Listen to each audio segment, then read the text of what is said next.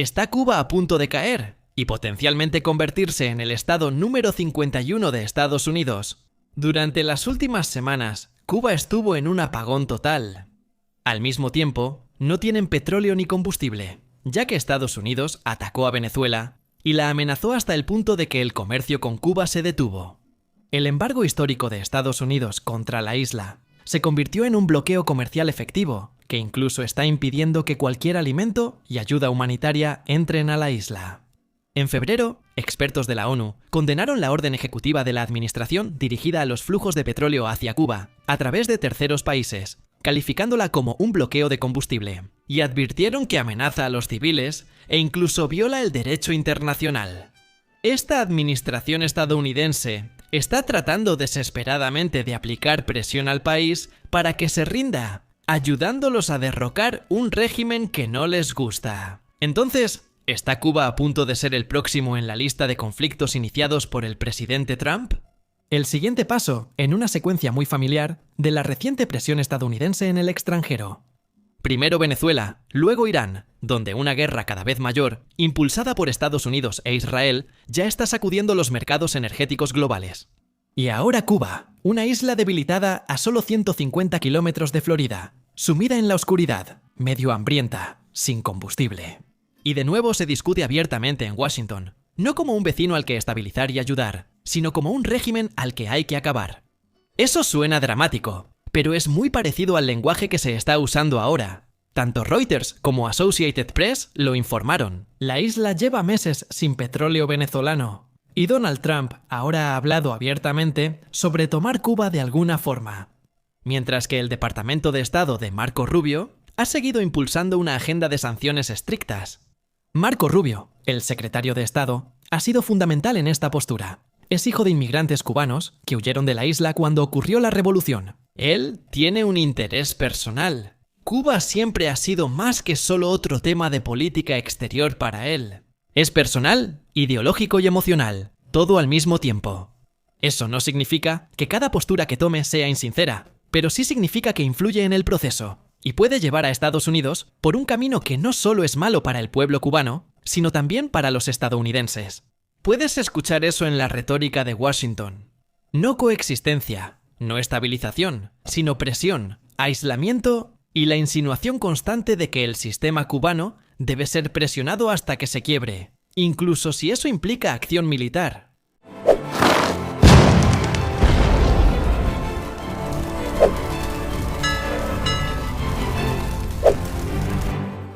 Cuba no es solo una isla. Es un archipiélago de más de 4.000 islas, cayos e islotes, en el norte del Caribe, ubicado en el punto de encuentro del Golfo de México, el Atlántico y el Mar Caribe. Es la isla más grande del Caribe, extendida como un largo puente entre Norteamérica y el resto de las Antillas, con Florida muy cerca. Esa geografía está ligada a su destino, de alguna manera. Cuba está lo suficientemente cerca de Estados Unidos como para ser imaginada como una extensión de su patio trasero estratégico, como lo fue alguna vez. Vamos a hablar de eso en un minuto.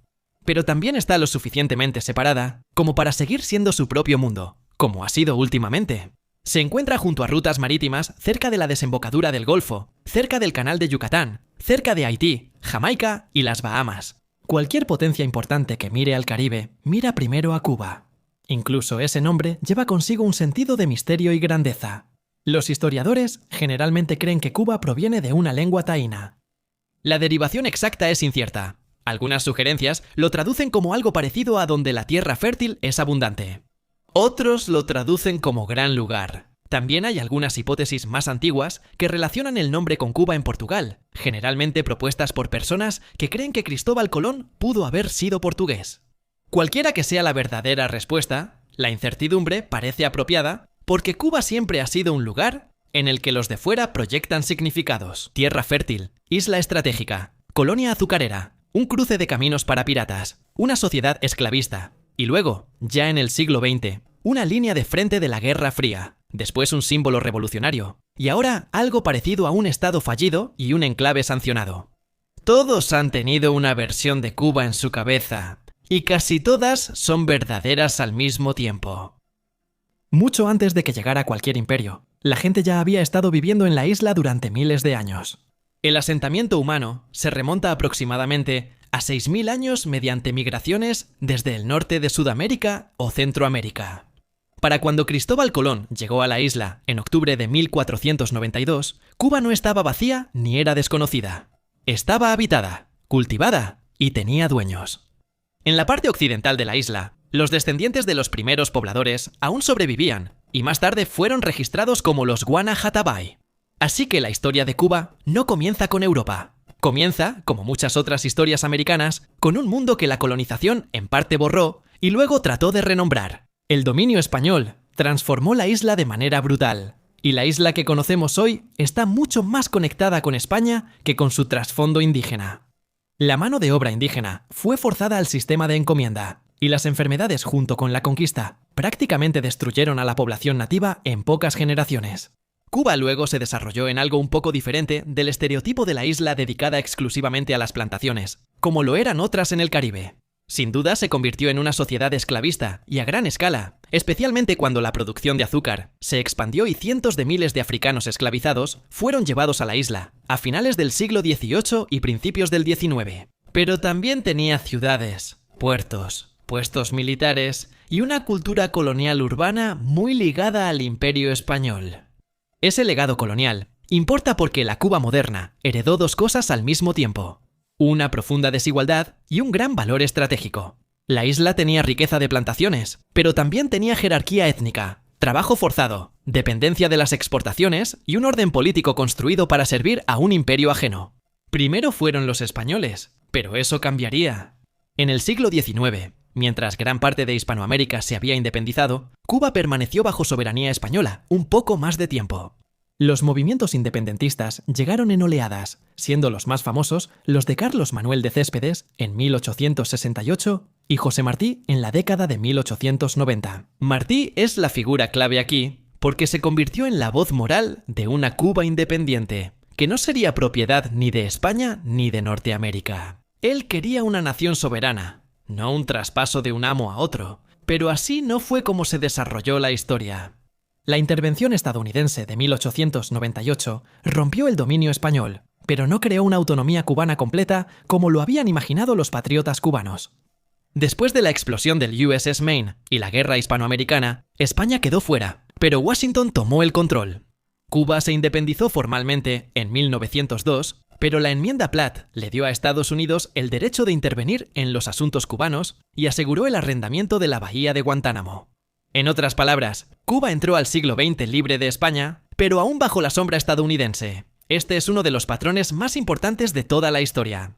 La soberanía de Cuba ha sido restringida repetidamente, no solo por dictaduras internas, sino también por el poder externo frente a sus costas. Por eso, el patriotismo cubano suele ser tan antiimperialista, incluso cuando el propio Estado cubano es autoritario. La república que siguió a esa semi-independencia fue inestable, desigual y profundamente penetrada por el capital estadounidense. El dinero estadounidense moldeó el azúcar, el turismo, los servicios públicos e incluso el crimen organizado. La Habana se volvió glamorosa en las postales, pero no era tan buena para los locales. También hubo corrupción, política violenta y finalmente Batista, cuya dictadura después de 1952 fue represiva y respaldada por Estados Unidos. Esta es la parte que se simplifica en muchas versiones de la Guerra Fría. Castro no tomó el poder en un paraíso liberal que funcionaba. Él llegó al poder en un país donde mucha gente estaba dispuesta a apostar por la revolución, porque no tenían nada que perder, frente a un régimen que se preocupaba más por los intereses de Estados Unidos que por su propia población. Luego llegó 1959, y con ello el acontecimiento que todavía lo estructura todo. La revolución de Castro derrocó a Batista y prometió soberanía, redistribución, alfabetización, dignidad y una ruptura con la dependencia. También se convirtió rápidamente en un estado de partido único, suprimió la oposición política, se alineó con la Unión Soviética e integró la independencia nacional en un sistema revolucionario altamente centralizado. Estas dos verdades deben coexistir. La Revolución cubana sí expandió la educación y la atención médica, y desafió la dominación estadounidense. También construyó un Estado autoritario que negó el pluralismo y concentró el poder en un solo partido, aunque recientemente se han realizado muchas reformas para tratar de cambiar eso un poco. Pero en ese entonces, y hasta hoy, la respuesta de Washington a la revolución no fue una coexistencia paciente, fue sabotaje, intentos de invasión y embargo. La invasión de Bahía de Cochinos fracasó, y en 1962 Estados Unidos formalizó el embargo integral que todavía existe de una forma u otra hoy en día. El embargo ha durado tanto tiempo que algunas personas lo tratan como ruido de fondo, pero nunca ha sido un simple fondo neutral. Siempre ha sido un hecho estructural de la vida cubana durante más de 60 años, aunque el comercio con la mayor parte del resto del mundo continuó. Solo era una limitación de Estados Unidos. Mira, decir que el embargo es real no es una excusa para la mala gestión del régimen, pero decir que han gestionado mal tampoco debería borrar los impactos del embargo injusto. Ambas cosas son ciertas al mismo tiempo, y cualquier explicación seria tiene que abordar ambas. Durante décadas, la Unión Soviética amortiguó los efectos de esa realidad. Después de 1991, cuando la URSS colapsó, Cuba cayó en lo que se llama el período especial, que es una de las contracciones en tiempos de paz más duras que cualquier país moderno. Ha sufrido sin un colapso total del Estado. El combustible desapareció, el transporte colapsó, la comida se volvió escasa, y la vida diaria se redujo a la supervivencia. Esto quizás debería ser una advertencia para Estados Unidos de que este nuevo bloqueo probablemente tampoco producirá nada nuevo. Pero hay una diferencia clave. Más adelante, en ese periodo de supervivencia, el periodo especial, Venezuela se convirtió en un nuevo salvavidas externo, enviando petróleo subsidiado a cambio de médicos, soldados, cooperación en inteligencia y alianza política. Esa relación no era un lujo para Cuba, era una arteria energética. Así que, cuando Reuters y AP ahora informan que las acciones de Estados Unidos contra Venezuela han cortado efectivamente el acceso de Cuba al crudo, eso no es solo otro titular sobre sanciones, es la reapertura de la herida más profunda en la historia de Cuba después de la Unión Soviética. Y aunque Venezuela fue una alternativa a la URSS, no parece haber una tercera opción esperando cerca para ayudarlos. Claro, China es una opción, pero está bastante lejos. Y lo único más en lo que puedo pensar es en España, el antiguo colonizador, dando un paso al frente, dado que su líder actual está tan en contra de los actos de la administración actual de Estados Unidos. Y aquí es donde la crisis actual se vuelve clara. Cuando Trump dice que podría tomar Cuba y que se sentiría honrado de ser el presidente que lo haga, eso tiene un impacto diferente en 2026 de lo que habría tenido como una provocación aleatoria hace algunas décadas. Eso ocurre en un momento en que la isla es visiblemente más débil, cuando Washington tiene más influencia y ha perdido toda vergüenza en el escenario internacional después de intervenir en Venezuela e Irán. Venezuela ha sido neutralizada como proveedor, y el lenguaje de la intervención ya se ha normalizado en otros lugares. El papel de línea dura de Rubio también importa aquí, porque él representa una tradición política específica de Miami a Washington que nunca ha creído realmente en la conciliación con La Habana, solo en la presión hasta la rendición. El gobierno cubano, por su parte, no está libre de culpa, y decir eso no debería ser controversial. Ha supervisado un modelo económico rígido, castigado la disidencia, centralizado demasiado la toma de decisiones, y, a menudo, ha reaccionado demasiado lento o demasiado a la defensiva ante fallas estructurales evidentes. La agencia Associated Press informa que esta ola de apagones también se debe a plantas en ruinas, mal mantenimiento y falta de inversión. Por supuesto, se puede argumentar que el embargo de Estados Unidos desempeñó un papel al impedirles hacer esas cosas, pero no fue el único elemento. Y aquí está la parte que debería hacer que todos se detuvieran a pensar. Una Cuba en colapso no es automáticamente una Cuba más libre. Y la asfixia externa no es lo mismo que una transición democrática. Quiero decir, mira lo que pasó en Venezuela. Estados Unidos sacó a Maduro con la excusa de liberar al pueblo venezolano del régimen gobernante. Pero, ¿adivina qué? El régimen sigue ahí. Ahora simplemente es amigable con Estados Unidos y permite que las empresas estadounidenses se aprovechen del petróleo venezolano. La gente sigue siendo tan pobre y reprimida como antes. Lo mismo podría pasar en Cuba. Podrían simplemente abrirse al turismo estadounidense y a los intereses inmobiliarios de Estados Unidos. Es como un conflicto, donde ningún bando es el bueno, y la población simplemente está atrapada en medio. Así que la pregunta no es si Cuba está en crisis. Obviamente lo está. La pregunta es qué tipo de final creen que están escribiendo las personas en Washington. Porque Cuba no es solo un estado comunista, no es solo una economía fallida, no es solo una reliquia de la Guerra Fría. Es un lugar real con una historia real, y en este momento está atrapada entre su propio sistema agotado y el embargo más antiguo de la historia moderna, que se ha convertido en un bloqueo total. Y si esa es la dirección en la que va esta historia, entonces Cuba no solo está experimentando un apagón, está al borde de la próxima intervención. Quizá otra misión de fuerzas especiales que elimine al liderazgo del país y ponga ahí a alguien afín a Estados Unidos. Quizá ataques con misiles que eliminen al ejército del país y su capacidad de defenderse, como lo están haciendo en Irán. O quizá incluso una invasión a gran escala por parte de soldados estadounidenses. Y lo que sigue es la gran pregunta. ¿Ayudará a Estados Unidos a que Cuba realmente haga la transición hacia una democracia libre? Lo dudo. Anexarán completamente la isla, ya sea como territorio estadounidense o como el estado número 51. Quiero decir, Puerto Rico estaría bastante molesto si sus vecinos los superaran, seguro.